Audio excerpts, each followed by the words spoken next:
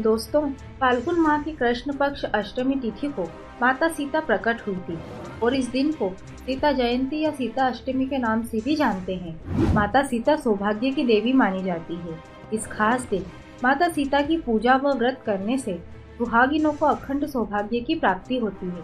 मान्यता है कि इस दिन माता सीता की पूजा करने से वैवाहिक जीवन में सुख और शांति का वास होता है। साथ ही कुंवारी कन्या इस दिन व्रत रखती है तो उन्हें मन भावन वर की प्राप्ति होती है। इस वर्ष यह सीता जयंती 6 फरवरी शनिवार के दिन है, इसलिए आज हम इस वीडियो के माध्यम से सीता जयंती की कथा व पूजन विधि जानेंगे। तो आइए एक बार विस्तार से प्रकाश डालते हैं सीता जयंती की कथा व पूजन विधि पर। नमस्कार और एक बार फिर से स्वागत है आप सभी का आपके अपने festivals of India YouTube channel पर।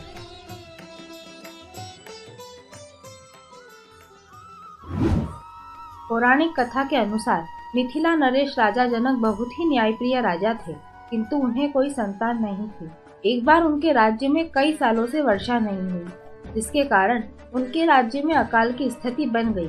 तब पुरोहितों और ऋषि मुनियों ने उन्हें यज्ञ करने और स्वयं खेत जोतने का उपाय बताया। तत्पश्चात राजा जनक ने ऐसा ही किया। वे स्वयं हल पकड़कर खेत जोतने लगे, लेकिन तभी अचानक से कुछ हुआ। खेत जोतने के दौरान उनका हल खेत में एक जगह फंस गया, परंतु लाख प्रयासों के बाद भी जब वो हल नहीं निकला तो उन्होंने उस स्थान की मिट्टी हटवाई। तब उस जगह से एक कन्या प्रकट हुई, जिसका नाम महाराज जनक ने सीता रखा और उनके प्रताप से एकाएक वहाँ पर बारिश शुरू हो गई। और इस प्रकार दोस्तों, माता सीता के प्रकट होते ही संपूर्ण मिथिला में एक बार फिर से खुशियाँ लौट आई। वैसे जिस दिन राजा जनक को खेत में देवी सीता मिली थी, वो दिन फाल्गुन माह के कृष्ण पक्ष की अष्टमी तिथि थी। माता सीता के जन्म से जुड़ी एक और कथा प्रचलित है, जिसके अनुसार कहा जाता है कि माता सीता लंकापति रावण और मंदोदरी की पुत्री थी। इस कथा के अनुसार सीता जी वेदवती नाम की एक स्त्री का पुनर्जन्म थी। वेदवती विष्णु जी की परम भक्त थी और वे उन्हें अपने पति के रूप में पाना चाहती थी। इसलिए भगवान विष्णु को प्रसन्न करने के लिए वे कठोर तप करने लगी। किंतु दुर्भाग्य था कि एक दिन दुष्ट रावण की दृष्टि उन पर पड़ गई और वो उनकी सुंदरता पर मोहित हो उठा और उन्हें अपने साथ लंका ले जाने का प्रलोभन देने लगा। किंतु देवी वेदवती ने उसे मना कर दिया। परिणाम स्वरूप रावण को क्रोध आ गया और वो उनके साथ दुर्व्यवहार करने लगा। किंतु इससे पहले कि वो उन्हें स्पर्श करता, उन्होंने अपनी योग शक्ति से स्वयं को भस्म कर लिया। साथ ही उन्होंने रावण को ये श्राप भी दिया कि अब जल्द ही वो उसकी पुत्री के रूप में जन्म लेगी और उसकी मृत्यु का कारण बनेगी। अंततः श्राप फलीभूत हुआ।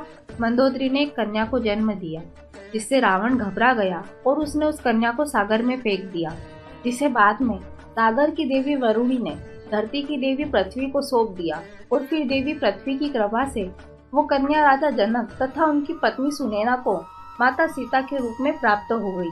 और इससे आगे की कथा तो आप जानते ही हैं कि कैसे राजा जनक ने उनका पालन पोषण किया और कैसे वे श्री राम की अर्धांगिनी बनी और आगे चलकर वे ही रावण की मृत्यु का कारण बनी।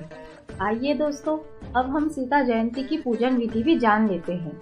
सीता अष्टमी के दिन सुबह स्नान आदि से निवृत्त होकर माता सीता और भगवान श्री राम को प्रणाम कर व्रत करने का संकल्प ले।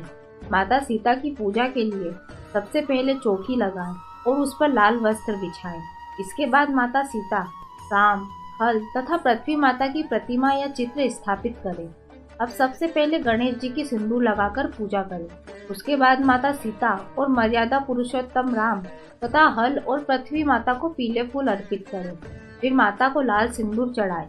तत्पश्चात 16 श्रृंगार अर्पित करें। उसके बाद धूप दीप आदि से माता की विधिवत पूजा करें। भोग में पीला प्रसाद ही चढ़ाएं और उसके बाद माँ सीता की आरती करें। फिर आरती के बाद श्री जानकी रामाभ्याय नमः मंत्र का 108 या 21 बार जप करें।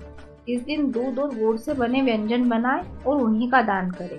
तत्पश्चात शाम की पूजा के बाद इन्हीं व्यंजनों से व्रत खोलें। इसी के साथ हमारी ये जानकारी भी यहीं पर समाप्त होती है।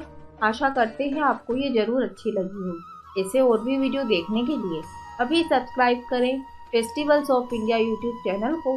साथ ही साथ इस वीडियो को ज़्यादा से ज़्यादा लोगों के साथ शेयर करें और अब से आप हमें फेसबुक पर फॉलो करना ना भूलें, ताकि चारों ओर धर्म रूपी प्रकाश फैल सके। आप सभी मित्रों का बहुत बहुत धन्यवाद।